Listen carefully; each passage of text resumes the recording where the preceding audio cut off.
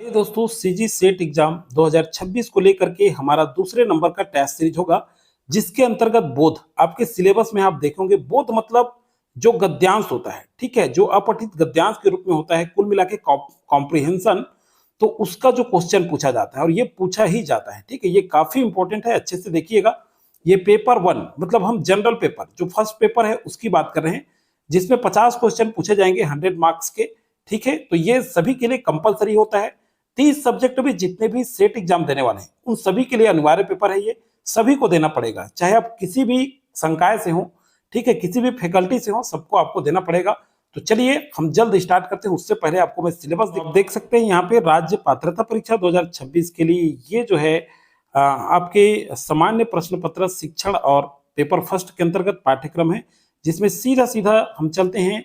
आज हम चर्चा करने वाले हैं, देखिए ये इकाई 3 में बोध पर। ठीक है, मैं आपको पहले भी बताया था जब टेस्ट सीरीज 1 जारी हुआ था तो हमने इकाई 1 को कंप्लीट किया है। आज हम इकाई 3 पर चर्चा करेंगे। एक गद्यांश दिया जाएगा, उस गद्यांश से पूछे गए प्रश्नों का उत्तर देना होगा। तो ये काफी इंपॉर्टेंट है आपके एग्जाम के लिए, क्योंकि इतना आप कर लेंगे अगर तो आपको काफी सरल पड़ जाएगा। और ये आपको कैसे जो है सॉल्व करना है वो इसमें हम देखेंगे आज टेस्ट सीरीज सेकंड में। तो आइए दोस्तों, ये गद्यांश आपके सामने, ये जो है टेस्ट सीरीज सेकंड के रूप में ये गद्यांश दिया जा रहा है। ये प्रैक्टिस कराया जा रहा है आप सभी को एग्जाम से पहले। कोशिश कराया जाए कि पूरा सिलेबस वाइज आपका टेस्ट सीरीज जारी होगा, जिसमें सारे एमसीक्यू क्वेश्चन करेंगे। इसमें भी एमसीक्यू क्वेश्चन नीचे दिया गया है, पहले पैराग्राफ दिया गया है।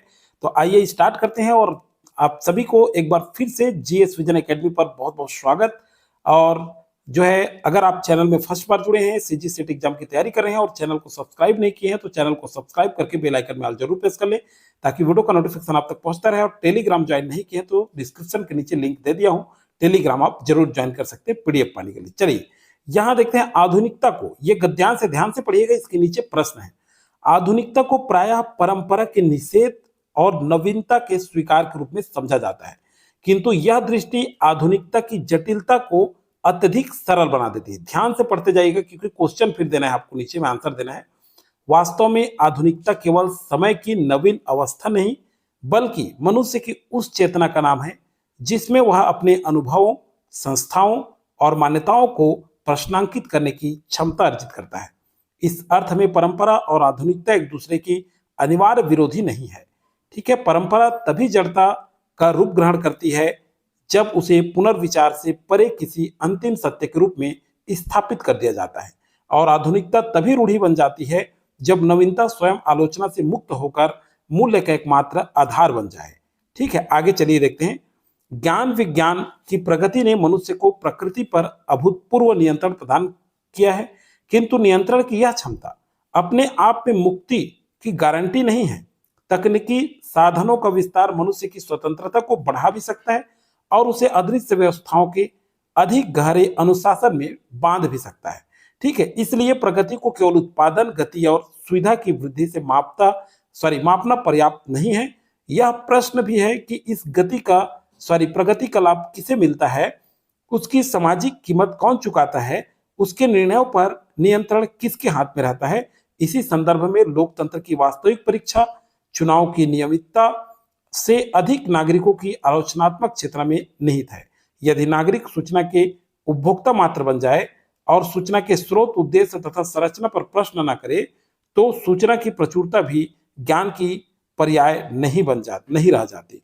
लोकतांत्रिक समाज में स्वतंत्रता का अर्थ केवल बोलने की अनुमति नहीं, बल्कि ऐसी परिस्थितियों का निर्माण भी है जिसमें व्यक्ति बिना भय, भ्रम और कृत्रिम सहमति के अपने विवेक का प्रयोग कर सके। अतः आधुनिकता की सबसे बड़ी चुनौती बाहरी नियंत्रण से मुक्ति नहीं, बल्कि उन सूक्ष्म नियंत्रणों की पहचान है जो स्वतंत्रता के नाम पर ही हमारे व्यवहार को निर्धारित करने लगते हैं। अब देखिए, इसको हमने पढ़ लिया गद्यांश को अच्छे से। अब जो प्रश्न दिया है उसका आपको आंसर करना है। देखिए, गद्यांश के अनुसार आधुनिकता का सर्वाधिक उपयुक्त अर्थ क्या है। अब चलिए पढ़िए। परंपरा को पूर्णतः अस्वीकार करके नवीन संस्थाओं को स्वीकार करना, वैज्ञानिक एवं तकनीकी विकास को के साथ जीवन स्तर वृद्धि करना, अनुभवों, संस्थाओं और मान्यताओं को आलोचनात्मक रूप से प्रश्नांकित करने की चेतना, सामाजिक परिवर्तन की गति को तीव्र करने वाली ऐतिहासिक प्रक्रिया। तो देखिए दोस्तों, ऐसे क्वेश्चन बनाने के लिए आप अपने दिमाग का उपयोग ना करें। देखिए, मैं इसीलिए बताता हूं बार बार कि ये सभी आंसर आपके उपयुक्त जो गद्यांश अभी हम पढ़े हैं उसी में ही निहित है। अपने हिसाब से अपने दिमाग बिल्कुल न लगाएं, गद्यांश के हिसाब से आंसर जो आएगा वो सी हो जाएगा। ठीक है, चलिए आगे देखते हैं। गद्यांश के आधार पर निम्नलिखित में से कौन सा कथन लेखक की मूल स्थापना के सर्वाधिक निकट है? अब बताइए। परंपरा आधुनिकता की स्वाभाविक शत्रु है। ठीक, आधुनिकता और परंपरा दोनों आलोचनात्मक विवेक के अभाव में रूढ़ हो सकती है। आधुनिकता का मूल्य केवल वैज्ञानिक उपलब्धियों से निर्धारित होता है। परंपरा का संरक्षण आधुनिकता की पूर्व शर्त है। तो देखिए, ये इस तरह से कंफ्यूजन क्वेश्चन क्रिएट होगा, वहां आपको मिलेगा, तो उसी के हिसाब से आपको आंसर लेना है। सही आंसर बी हो जाएगा। ठीक है, क्या हो जाएगा? बी। थर्ड नंबर क्वेश्चन, लेखक के अनुसार ज्ञान विज्ञान की प्रगति के संबंध में कौन सा निष्कर्ष निकाला जा सकता है? प्रश्न तीसरा, वैज्ञानिक प्रगति अनिवार्यतः सामाजिक मुक्ति का कारण बनती है। तकनीकी विकास मनुष्य को प्रकृति से पूर्णतः स्वतंत्र कर देता है। वैज्ञानिक प्रगति मूल्य निरपेक्ष है और उसे सामाजिक परिणाम अप्रासंगिक है। ठीक है, तकनीकी क्षमता का विस्तार मुक्ति और नियंत्रण दोनों संभावनाएं उत्पन्न कर सकती है। तो देखिए, ये लेखक के अनुसार डी ऑप्शन सही होगा। अगला है, गद्यांश में सूक्ष्म नियंत्रण से मुख्यतः किस प्रकार की व्यवस्था की ओर संकेत है? बताइए। केवल प्रत्यक्ष राजनीतिक दमन की व्यवस्था, ऐसी अदृश्य सामाजिक तकनीकी व्यवस्थाएं जो व्यक्ति के व्यवहार को प्रभावित या निर्धारित करती है, पारंपरिक संस्थाओं द्वारा लगाए गए धार्मिक प्रतिबंध या राज्य द्वारा नागरिकों द्वारा लगाए गए स्पष्ट कानूनी प्रतिबंध। तो गद्यांश में ये बी ऑप्शन निहित है, तो यहाँ पे बी जो है सही होगा। अगला है, निम्नलिखित में से कौन सा कथन गद्यांश में प्रतिपादित प्रगति की अवधारणा की आलोचना को सबसे सटीक रूप से व्यक्त करता है? 5 नंबर क्वेश्चन, प्रगति का कोई वस्तुनिष्ठ अर्थ नहीं होता। प्रगति को केवल गति, उत्पादन और सुविधा के आधार पर मापना अधूरा है। तकनीकी प्रगति सामाजिक विकास के लिए सदैव हानिकारक है। आर्थिक विकास और सामाजिक न्याय परस्पर विरोधी है। देखिए, मैं पहले भी कह चुका हूं बार बार कि गद्यांश के हिसाब से आंसर लेना है, तो गद्यांश में बी ऑप्शन निहित है आंसर आपका। अगला है 6, यदि गद्यांश के तर्क को आगे बढ़ाया जाए तो निम्नलिखित में से कौन सी स्थिति लेखक की दृष्टि में लोकतांत्रिक चेतना की कमजोरी को सबसे अधिक दर्शाएगी? क्वेश्चन नंबर 6, नागरिकों का विभिन्न राजनीतिक दलों के घोषणा पत्र पढ़ना, नागरिकों का सरकार की नीतियों पर प्रश्न उठाना, नागरिकों का अत्यधिक सूचना प्राप्त करना किंतु उसके स्रोत और उद्देश्य की जांच न करना, या फिर नागरिकों का चुनाव में विभिन्न उम्मीदवारों के बीच चयन करना। तो यहाँ जो गद्यांश जो दिया है उसके हिसाब से आंसर जो होगा ये हमारा सी ऑप्शन राइट होगा। अगला चलिए देखते हैं 7 नंबर क्वेश्चन, गद्यांश के अनुसार सूचना की प्रचुरता भी ज्ञान का पर्याय नहीं होने का प्रमुख कारण क्या है? देखिए, 3 क्वेश्चन और बच चुके हैं। ठीक, सूचना हमेशा असत्य होती है, ज्ञान केवल पुस्तकों से प्राप्त किया जा सकता है, या सूचना की मात्रा बढ़ने से आलोचनात्मक विवेक स्वतः विकसित नहीं होता, या लोकतांत्रिक समाज में सूचना का कोई विशेष महत्व नहीं होता। तो गद्यांश में सी ऑप्शन आंसर के रूप में निहित है। अगला क्वेश्चन है, गद्यांश की तर्क पद्धति के संदर्भ में निम्नलिखित में से कौन सा विकल्प सर्वाधिक उपयुक्त है?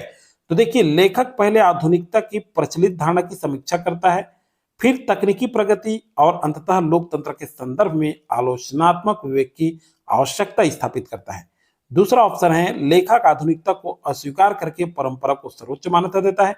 तीसरा है, लेखक वैज्ञानिक ठीक है उपलब्धियों का विवरण देकर लोकतांत्रिक व्यवस्था की श्रेष्ठता सिद्ध करता है, या लेखक चुनावी राजनीति की आलोचना करते हुए तकनीकी विकास को लोकतंत्र का विकल्प मानता है। तो सही जो आंसर होगा सर्वाधिक उपयुक्त ये ए होगा। ठीक है, 9 का ए होगा। तो देखिए दोस्तों, हमने 8 क्वेश्चन कर लिया है। हमारे क्वेश्चन अगर आपको अच्छे लगते हैं, क्वेश्चन का लेवल आपको अच्छा लगता है, तो आप जल्दी से जल्दी लाइक कर दीजिए। अभी तक लाइक नहीं किए तो लाइक करके अगले वीडियो पाने के लिए हमें प्रमोट जरूर किया करें दोस्तों। ज्यादा से ज्यादा लोगों को शेयर किया करें, अपने जितने भी अपने फ्रेंड सर्कल हैं जरूर शेयर किया करें ताकि ज्यादा लोग जुड़े। तो लाइव क्लास मैं बहुत दिनों से बोल रहा हूँ, लाइव क्लास अगर आप कमेंट करते हैं तो शाम को 7 बजे लाइव क्लास भी आयोजित कराया जाएगा टेस्ट सीरीज के रूप में। देखिए, अगला क्वेश्चन है, निम्नलिखित में से कौन सा कथन गद्यांश के निहितार्थ को सबसे गहराई से व्यक्त करता है? स्वतंत्रता केवल नियंत्रण की अनुपस्थिति नहीं बल्कि स्वतंत्र विवेक के प्रयोग की सामाजिक परिस्थितियों पर भी निर्भर करती है। ठीक है, तो ये हमारा गद्यांश के हिसाब से हमने जो क्वेश्चन बनाया है, हमारे हिसाब से ये आंसर यही होगा क्योंकि गद्यांश में यही निहित है, हमारे हिसाब से नहीं, गद्यांश में जो निहित है। ठीक है, तो इसको बिल्कुल आप नहीं कह सकते कि यही होगा। अब क्वेश्चन एग्जाम में क्या पूछता है उसके हिसाब से आपको आंसर देना है। स्वतंत्रता का वास्तविक अर्थ राज्य से पूर्ण स्वतंत्रता है। स्वतंत्रता तभी संभव है जब समाज में किसी प्रकार की सूचना उपलब्ध न हो। लोकतंत्र में नागरिकों को केवल मतदान का अधिकार पर्याप्त रूप से स्वतंत्र बनाता है। तो देखिए यहां सही आंसर होगा ए हो जाएगा। ठीक है, आज का अंतिम क्वेश्चन आइए देखते हैं। गद्यांश के लिए निम्नलिखित में से कौन सा सबसे उपयुक्त शीर्षक होगा? उपयुक्त शीर्षक होगा। आधुनिक विज्ञान और तकनीकी क्रांति, परंपरा संकट और लोकतंत्र का भविष्य, आधुनिकता, प्रगति और आलोचनात्मक विवेक, या लोकतंत्र में सूचना की भूमिका।